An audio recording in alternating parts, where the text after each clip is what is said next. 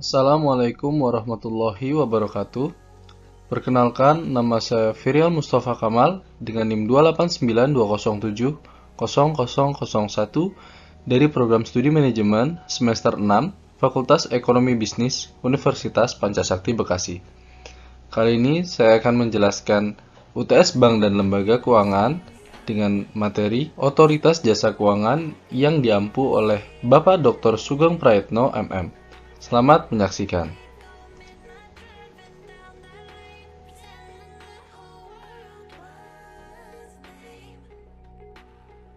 Kita mulai dengan pendahuluan.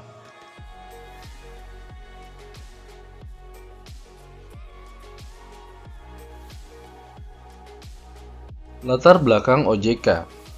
Otoritas Jasa Keuangan atau OJK merupakan lembaga independen dan bebas campur tangan pihak lain yang memiliki fungsi menyelenggarakan sistem pengaturan dan pengawasan yang terintegrasi terhadap keseluruhan kegiatan di dalam sektor jasa keuangan.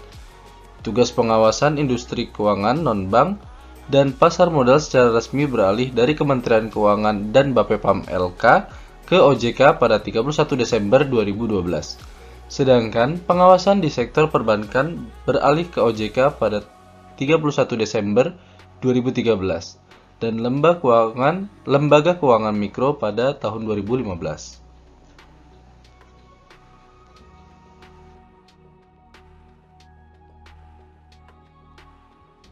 Selanjutnya ada tujuan pembentukan OJK. Menurut pasal 4 Undang-Undang Nomor 21 Tahun 2011 tentang OJK, OJK dibentuk dengan tujuan agar keseluruhan kegiatan di dalam sektor jasa keuangan terselenggara secara teratur, adil, transparan, akuntabel, dan mampu mewujudkan sistem keuangan yang tumbuh secara berkelanjutan dan stabil, serta mampu melindungi kepentingan konsumen maupun masyarakat. Dengan pembentukan OJK ini, maka lembaga ini diharapkan dapat mendukung kepentingan sektor jasa keuangan secara menyeluruh sehingga meningkatkan daya saing perekonomian. OJK dibentuk dan dilandasi dengan prinsip-prinsip tata kelola yang baik, yang meliputi independensi, akuntabilitas, pertanggungjawaban, transparansi, dan kewajaran atau fairness.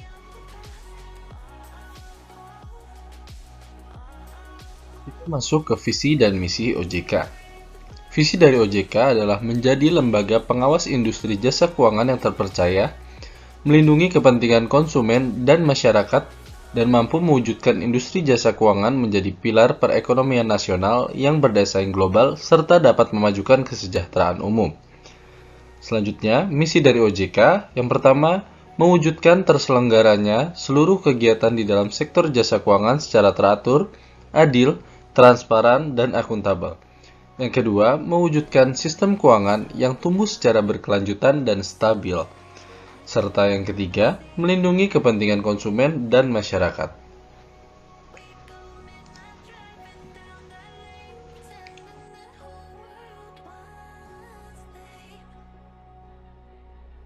Fungsi dan tugas OJK. OJK berfungsi menyelenggarakan sistem pengaturan dan pengawasan yang terintegrasi terhadap keseluruhan kegiatan di dalam sektor jasa keuangan. Menurut pasal 6 dari Undang-Undang Nomor 21 Tahun 2011, tugas utama dari OJK adalah melakukan pengaturan dan pengawasan terhadap A. Kegiatan jasa keuangan di sektor perbankan, B. Kegiatan jasa keuangan di sektor pasar modal, dan C. Kegiatan jasa keuangan di sektor perasuransian, dana pensiun, lembaga pembiayaan, dan lembaga jasa keuangan lainnya.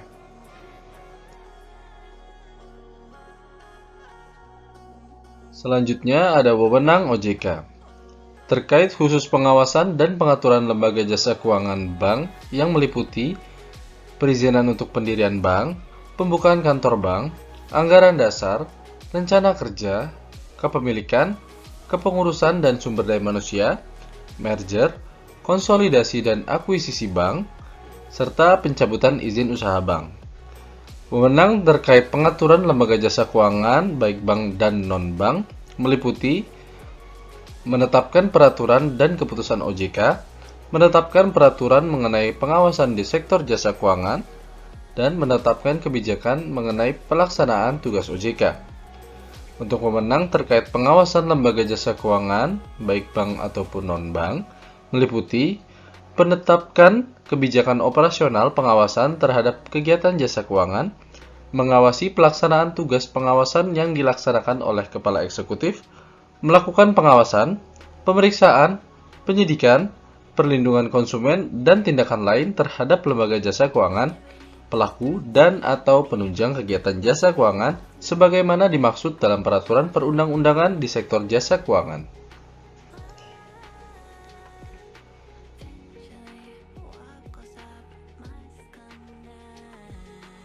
Selanjutnya ada nilai-nilai pada OJK. Yang pertama ada integritas, yakni bertindak objektif, adil, dan konsisten sesuai dengan kode etik dan kebijakan organisasi dengan menjunjung tinggi kejujuran dan komitmen. Yang kedua ada profesionalisme, yakni bekerja dengan penuh tanggung jawab berdasarkan kompetensi yang tinggi untuk mencapai kinerja terbaik. Yang ketiga ada sinergi, yakni berkolaborasi dengan seluruh pemangku kepentingan baik internal maupun eksternal secara produktif dan berkualitas. Yang keempat, inklusif, yakni terbuka dan menerima keberagaman pemangku kepentingan serta memperluas kesempatan dan akses masyarakat terhadap industri keuangan. Dan yang terakhir, visioner, yakni memiliki wawasan yang luas dan mampu melihat ke depan atau forward looking serta dapat berpikir di luar kebiasaan atau out of the box thinking.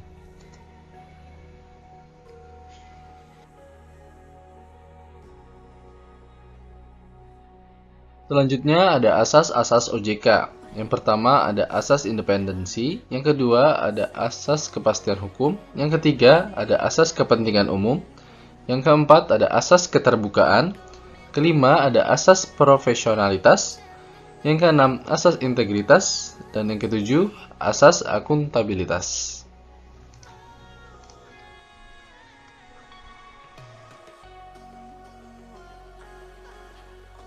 Selanjutnya terdapat struktur organisasi OJK. Yang pertama bisa kita lihat di kotak atas, yakni ada Dewan Komisioner yang berisikan 9 anggota, yakni anggota pertama ada ketua, anggota kedua ada wakil ketua atau ketua komite etik, yang ketiga kepala eksekutif pengawas perbankan, anggota keempat adalah kepala eksekutif pengawas pasar modal, keuangan derivatif, dan bursa karbon. Anggota kelima yakni kepala eksekutif pengawasan perasuransian, penjaminan, dan dana pensiun. Anggota keenam adalah ketua dewan audit. Anggota ketujuh adalah kepala eksekutif pengawas perilaku, pelaku usaha jasa keuangan, edukasi, dan perlindungan konsumen. Anggota ke-8 adalah anggota ex officio dari Bank Indonesia. Dan anggota ke-9 adalah anggota ex officio dari Kementerian Keuangan. Dan anggota dewan ini atau dewan komisioner didukung oleh beberapa organ, yakni ada komite, dewan audit, dan organ-organ lainnya. Selanjutnya di tabel bagian bawah terdapat pelaksana kegiatan operasional. Yakni bisa kita lihat di kotak-kotak kuning tertulis ADK bidang 1. ADK memiliki singkatan yakni anggota Dewan Komisioner. Anggota Dewan Komisionernya terbagi menjadi 7 bidang dan masing-masing bidang memiliki departemen-departemen di bawahnya yang diawasi masing-masing.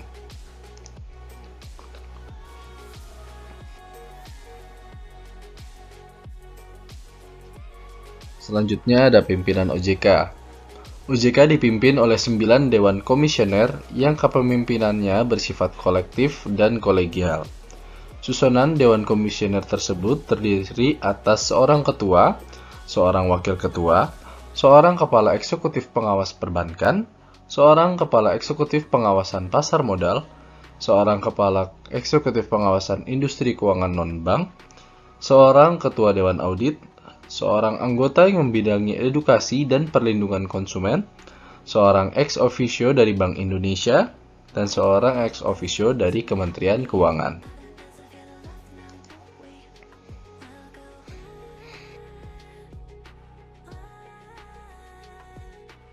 Kita lanjut ke strategi OJK untuk merealisasikan visi dan misi.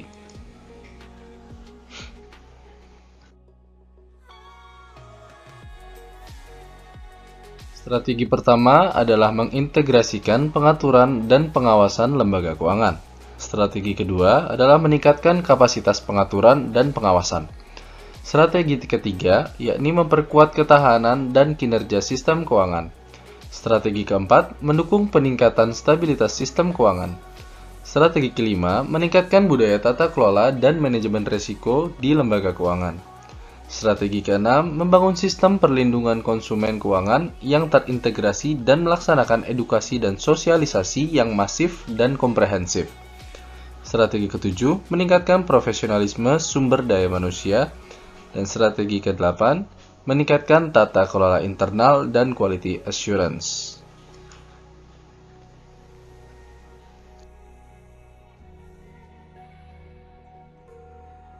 Selanjutnya masuk ke materi tata kelola OJK.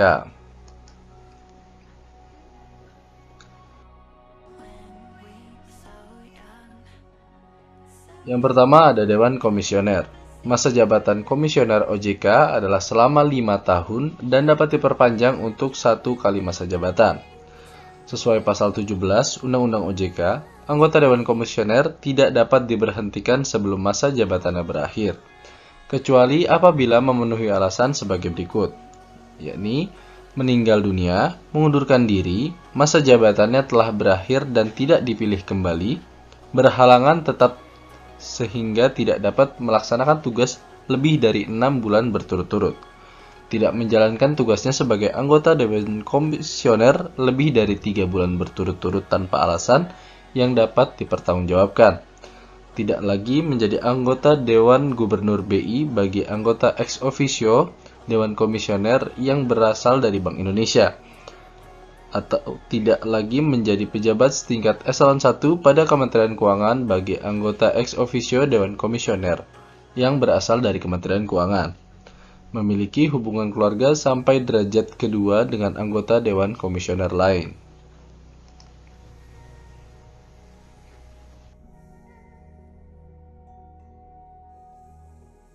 Kedua, ada pengambilan keputusan pada Komisioner OJK. Setiap anggota Dewan Komisioner memiliki hak untuk memberikan pendapat dalam setiap proses pengambilan keputusan Dewan Komisioner, dan memiliki hak suara pada saat keputusan ditetapkan berdasarkan suara terbanyak.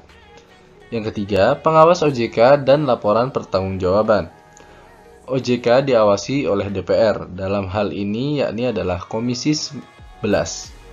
Sebagai bagian dari akuntabilitas publik, OJK wajib menyusun laporan keuangan yang terdiri atas laporan keuangan 3 bulanan, semester, dan tahunan. Laporan ini akan berikan kepada Badan Pemeriksa Keuangan dan DPR. Selain itu, OJK juga wajib menyusun laporan kegiatan yang terdiri atas laporan kegiatan bulanan, triwulanan, dan tahunan.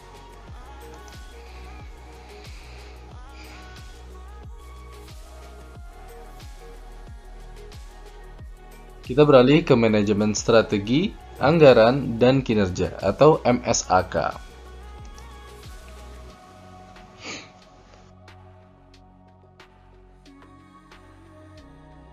Dalam rangka melaksanakan ketentuan pasal 34 Undang-Undang OJK pada 2013, OJK telah dapat menyusun sistem manajemen strategi, anggaran, dan kinerja, yaitu suatu sistem yang tidak hanya berisi kegiatan penyusunan dan penetapan rencana kerja dan anggaran atau RKA OJK, tetapi lebih komprehensif mengaitkan penyusunan RAK dengan pelaksanaan strategi dan penilaian kinerja OJK.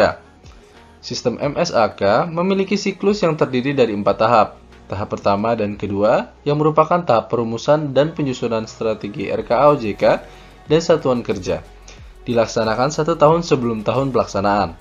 Tahap ketiga dan keempat dari siklus MSAK merupakan tahap implementasi, monitoring, dan evaluasi dari pelaksanaan strategi dan RKA pada tahun berjalan.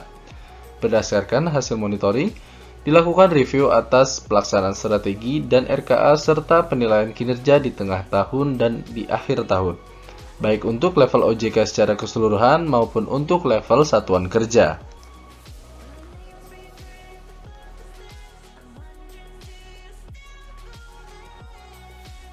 Selanjutnya ada audit internal, manajemen risiko, dan pengendalian kualitas atau AIM RPK.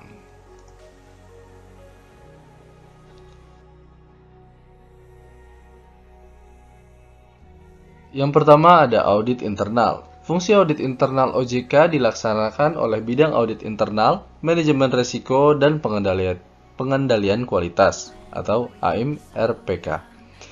Kegiatan asuransi dan konsultasi secara independen dan objektif dilakukan oleh AMRPK untuk memberikan masukan dalam rangka perbaikan sistem sebagai nilai tambah guna pencapaian tujuan OJK. Standar audit yang digunakan OJK mengacu pada standar internasional atau International Accept, yaitu International Professional Practice Framework atau IPPF, yang dikeluarkan oleh Institute of Internal Auditor.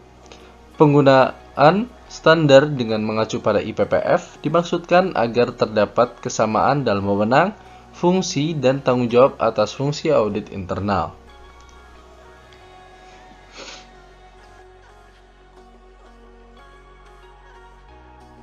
Yang kedua ada manajemen risiko OJK. Untuk mendukung pencapaian tujuan OJK, penerapan manajemen risiko OJK atau MROJK secara efektif, efisien, konsisten, dan berkesinambungan menjadi hal penting yang harus dilakukan oleh OJK. Untuk itu, OJK telah menerbitkan Peraturan Dewan Komisioner Nomor 2 PDK 06 2013 tentang Standar Manajemen Risiko OJK atau SMR OJK dan Surat Edaran Dewan Komisioner Nomor 2 SEDK 06 2013 tentang Pedoman Umum Pelaksanaan Standar Manajemen Risiko OJK. Penerapan MROJK mengacu pada Kerangka Kerja Standar Nasional Indonesia ISO 31000 karena memberikan pendekatan pengelolaan risiko yang universal, menyeluruh, dan berkelanjutan.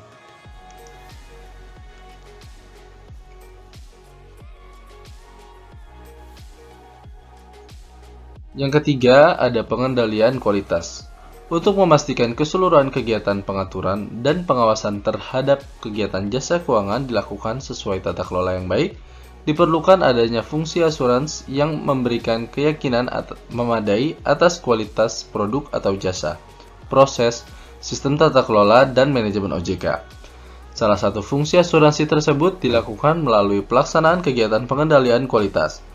Rujukan konsep dan kerangka kerja pengendalian kualitas OJK menggunakan standar internasional ISO 9001, Quality Management System Requirement, dan ISO 9004, Managing for the Sustained Success of an Organization, a Quality Management Approach, serta mengadopsi konsep Total Quality Management.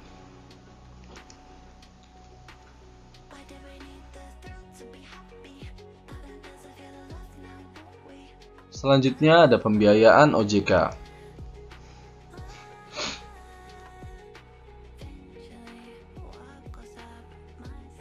Yang pertama ada pembiayaan OJK. Menurut pasal 34 Undang-Undang OJK, anggaran OJK bersumber dari anggaran pendapatan dan belanja negara dan pungutan dari pihak yang melakukan kegiatan di sektor jasa keuangan. Yang kedua, pungutan ke pelaku industri keuangan.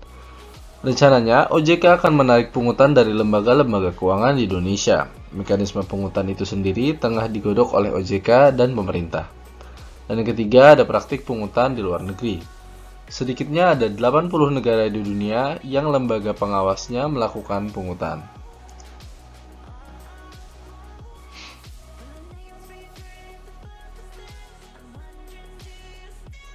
Kita masuk ke hubungan kelembagaan OJK.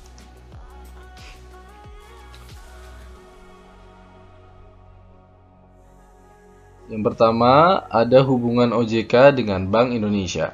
Menurut pasal 39 Undang-Undang Nomor 21 Tahun 2011, OJK bisa berkoordinasi dengan BI dalam pengaturan dan pengawasan perbankan, misalnya dalam hal kewajiban pemenuhan modal minimum bank ataupun kebijakan penerimaan dana dari luar negeri, penerimaan dana valuta asing maupun pinjaman komersial luar negeri. Yang kedua, ada hubungan OJK dengan Lembaga Penjamin Simpanan atau LPS. Sesuai pasal 41 Undang-Undang Nomor 21 Tahun 2011, OJK menginformasikan kepada lembaga penjamin simpanan mengenai bank bermasalah yang sedang dalam upaya penyehatan oleh OJK. Begitu juga, LPS dapat melakukan pemeriksaan terhadap bank yang terkait dengan fungsi tugas dan wewenangnya, serta berkoordinasi terlebih dahulu dengan OJK.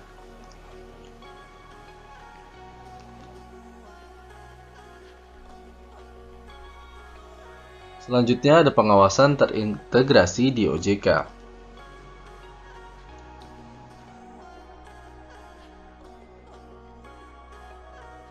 Pengawasan di bawah OJK dilandasi semangat untuk memberikan perhatian kepada perlindungan dan edukasi bagi konsumen.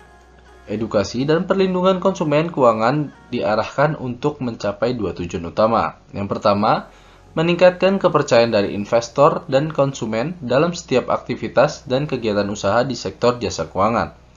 Dan kedua, memberikan peluang dan kesempatan untuk perkembangan sektor jasa keuangan secara adil, efisien, dan transparansi.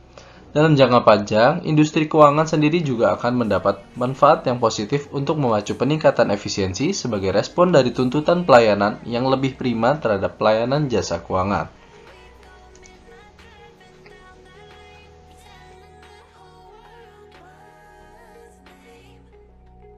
Mungkin sekian materi tentang OJK yang dapat saya sampaikan. Apabila terdapat kekurangan maupun kesalahan, saya mohon maaf. Wabillahi taufiq wal hidayah. Wassalamualaikum warahmatullahi wabarakatuh.